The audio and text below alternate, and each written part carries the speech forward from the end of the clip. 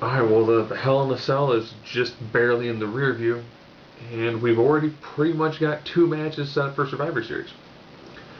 Ironically, SN's Hell in a Cell had 8 matches. This week's Raw, I think my camera is off a little bit. Raw also had 8 matches. You had 3 singles matches, 3 tag matches, and technically 2 Divas matches. As well as the setup between Team Foley and Team Punk for Survivor Series. As well as the budding rivalry between John Cena and Dolph Ziggler. So probably also happen in Survivor Series. Of course, if you watched Hell in a Cell, you notice that Brad Maddox, I think that's his name, is the dirty referee. But nobody could find him. That's okay, because CM Punk got to verbally spar again with Mick Foley. They do a fantastic job with this. Which of course leads to the main event, which is them deciding who their teams are. For Team Punk, it is Punk, Miz, Rhodes Scholars, Alberto Del Rio. Not a bad team. A lot of young guys, a lot of good hunger there. Also a lot of smaller guys. On Foley's side, Kofi, Team Hell No, Randy Orton. You're probably thinking, oh, and also Foley. No, he's not wrestling. So the 5th member is Ryback. So those of you wondering, now Ryback can pin CM Punk and the belt's not on the line. And they actually probably push their feud into TLC. So that way John Cena doesn't need to be feuding for the title. So looking at these 2 teams, Miz and Kofi pair up well. That also means there'll be no IC title match. Team Hell No and Rhodes Scholars match up well, which tells me there probably also won't be a tag team title match. Orton and Del Rio have had quite a few fights, so they should be pretty solid there. And then you have Ryback and Punk.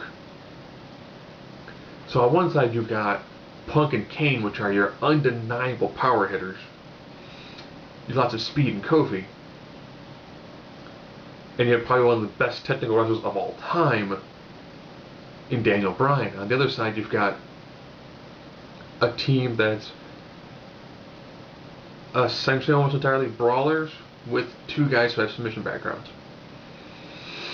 This group on paper, the heel team, Team Punk, is going to get annihilated. I was totally hoping for Lesnar.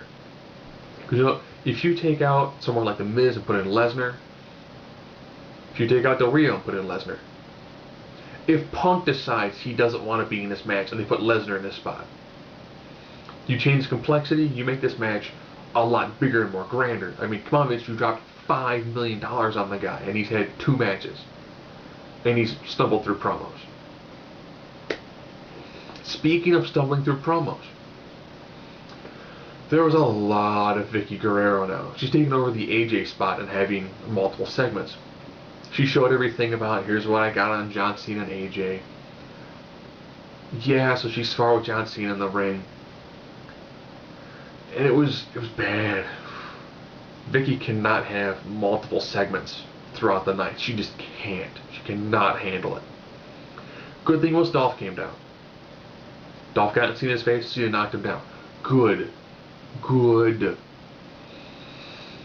Just like Miz is helping to get Kofi into a more auspicious area at a higher level, Cena can take Ziggler through that glass ceiling right to the World Heavyweight Championship title. Speaking of which, Sheamus came out, big smile on his face. He loved the great match that he had against Big Show. Big Show came out and did the "I beat you, you can't beat me," and called him a ginger snap. To which Sheamus hit white noise. That is Emerald Fusion.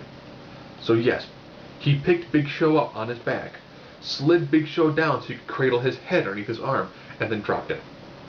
So kind of like a slow motion back body drop.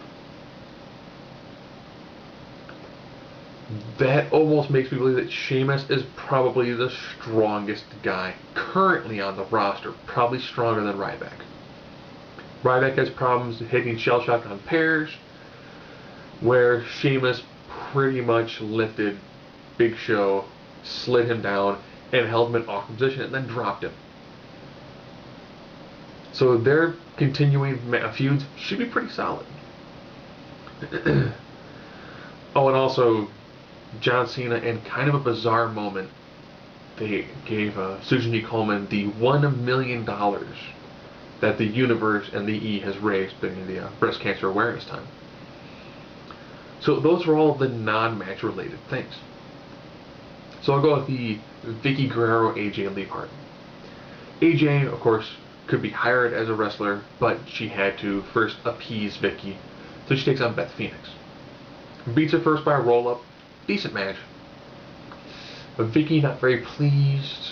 Calls the match to restart. Beth Phoenix glam slam 1, 2, 3. And then afterwards fires Beth Phoenix. So that's how they're going to end her run of the company.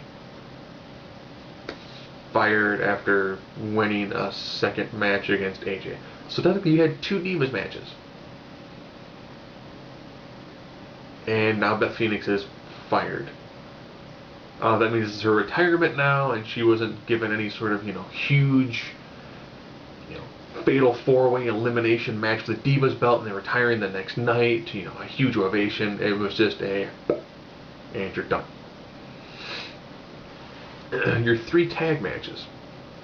The 3-man band, who cut probably one of the most bizarre Easter egg-laden promos I'd seen in some time. Took on Cobra. And of course they got the victory. Decent match, nice back and forth. I like the fact that there's 3 of them, so any 2 of them can wrestle at one point in time. I like it. It's good. The match was decent, everyone hit their pretty solid spots. Heath Slater does either the Playmaker, move that Elix Skipper used when he was in WCW, as well as during his time at TNA. It was also one of the finishers that MVP used. I like it. It's a nice move. It looks good for smaller guys to do. It doesn't work on a larger guy because it just looks dumb to have that guy bent down that far. But overall, decent match.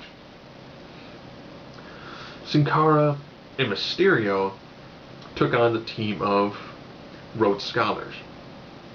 A nice match. Beautiful. Great back and forth. Sandow got the victory. It was good. It's a nice, solid match. Primetime Players took on Team Hell No. So, 2 teams that lost fought. And of course, Team Hell No secures the victory. You'll probably see a lot of that match on Botchamania, because it was Darren O'Neill and Darren Young fighting Darren Young. Yeah, Cole butchered that match horribly. But overall not bad. Randy Orton took on Wade Barrett. Nice, solid, good back and forth match. Orton hitting the out of nowhere RKO, which I like. He should do it more like the Diamond Cutter. It should be a sudden, there it is, 1, 2, 3. It works better that way.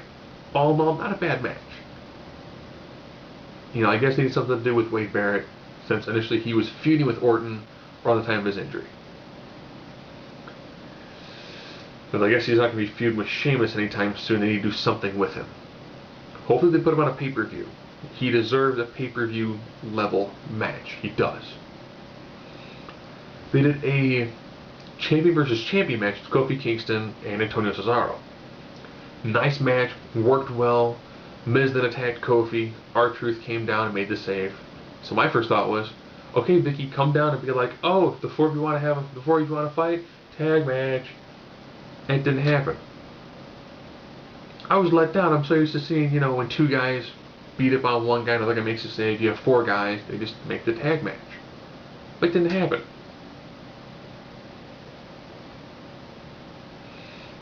And the main event fight was Del Rio and Justin Gabriel. Nice match. I do like Gabriel getting a pretty solid push, which is good because he's a really solid high flyer. I do think it's sad that he was teaming with Tyson Kidd, and Tyson Kidd is now nowhere to be seen. Overall, decent matches back and forth with Del Rio getting the victory. So 8 matches, pretty good. The promos were kept on the smaller side, except for Punk and Foley, which is good because it's gold. Ironically, they were in Charlotte, North Carolina. One would have hoped that the legal things between E and TNA were taken care of, so you could have Ric Flair show up. Say he's a new actual GM, but, time will tell.